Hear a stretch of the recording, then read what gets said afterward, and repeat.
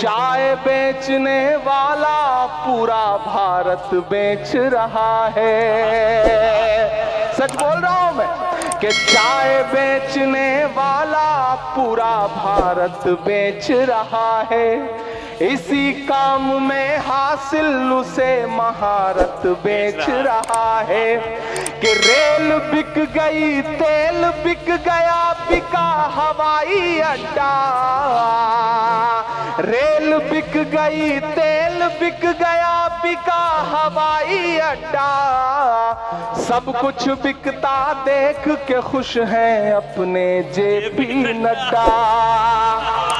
कि जनता महंगाई की मारी करती हाहाकार, कहाँ सोया है चौकीदार, कहाँ सोया है चौकीदार।